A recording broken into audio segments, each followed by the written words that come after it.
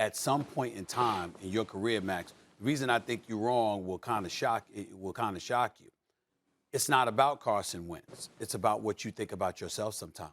Did it ever occur to you that T.Y. Hilton no longer looks at himself as a number one? That he's climbing up there in age? That age and attrition kicks in? T.Y. Hilton has been a big-time receiver for quite a long time. He had about 760 receiving yards last season. Okay, him and Pascal and Michael Pittman Jr., he's the new cat on the scene, a young stud that can ball and what have you. You got Jonathan Taylor running the football effectively out of the backfield as an 1,100-yard rusher. You have one of the best offensive lines in football. And so when you look at it from that perspective, rather than wanting to go somewhere where you're the number one guy, but you don't know if you can stay healthy enough, you don't know if you still got it enough, et cetera, and you're looking at the squad around you. Yeah, they got something.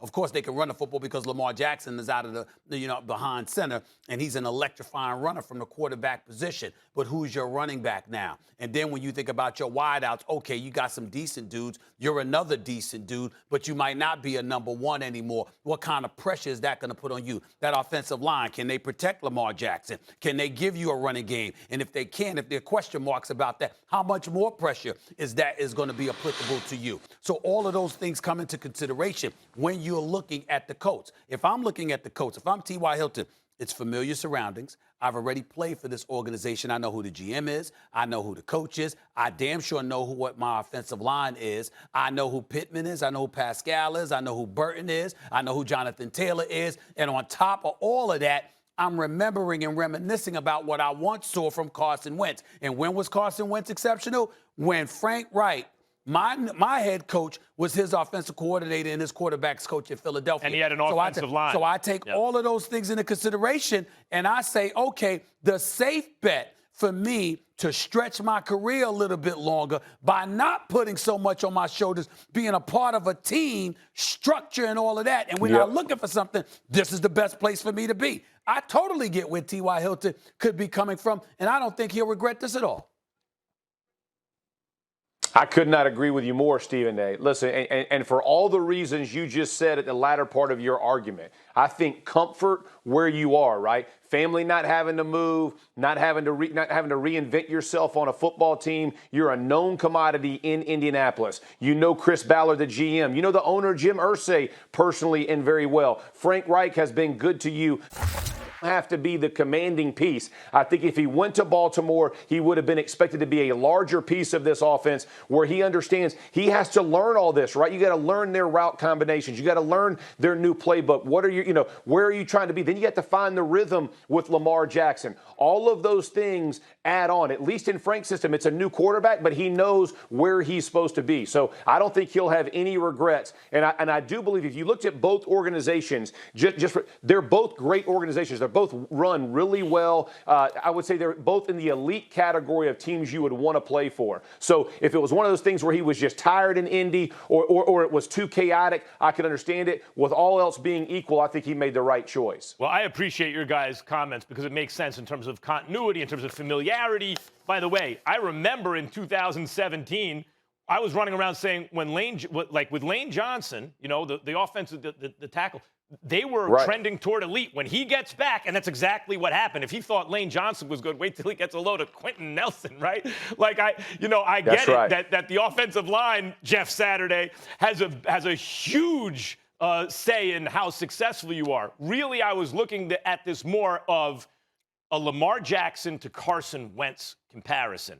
If someone said you want to roll with Lamar Jackson or Carson Wentz, I would say Lamar. I think Lamar is trending in the right direction. With Carson Wentz, what we're all hoping is, all right, Carson, you're in a perfect situation. Familiar coach, offensive line, offensive weapons, a running game, a defense.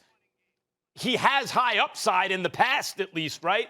So here we go. What I'm saying is I think Carson Wentz has regressed so severely, and it wasn't overnight. It took like a year and a half, that I don't know that he gets back to even being pretty good, even on the Colts. But I'll tell you something I do know. I expect Lamar Jackson to keep getting better. And he's already pretty damn good. The man has won an MVP. Well, you could say that, but I could also tell you to take into consideration the conferences as well. Look at the trouble Houston's having right now. We know why. No reason to revisit that at this particular moment in time involving Deshaun Watson. Look at Jacksonville. yeah, you're about to draft Trevor Lawrence. You got Urban Meyer as be a your minute. coach, but it's going to be a minute before they ascend. So really, if I'm in Indy, all I'm really worried about is the Tennessee Titans. Okay? That might be another thing. Whereas you go to the AFC North, it's the Steelers, it's the Browns, okay? Joe Burrow's coming back. Joe Burrow's coming back. Yeah, stay where you are. No, well, yes. Yeah, listen, Stephen Choosing the Colts is Stephen one A. thing. I'm could be answering talking choosing more Wentz. common sense. Go ahead, Jeff. Yeah, but here's the thing with Wentz. So Foxworth and I were on the show. We're on Get Up yesterday. We talked about quarterback proficiency when you're protected. I think your QBR is in the 70s when you have no pressure. When you're under pressure, it's in the 30s. That's an enormous stretch. So if the Colts can provide Wentz with any type of protection, think about the limit or the ability he could put in this. Like, this thing could be a complete turnaround, almost borderline miraculous, coming from Wentz, coming from Philly to where he is now. And you have a fan base that's extremely supportive, right? Think about in Philly, all the shots he was taking for all the things Max said about what Foles did and Super Bowl MVPs, a statue of him outside. He didn't have to deal with any of that stuff anymore, right? He's going to come in with a fresh slate where everybody's in full support of where he's going.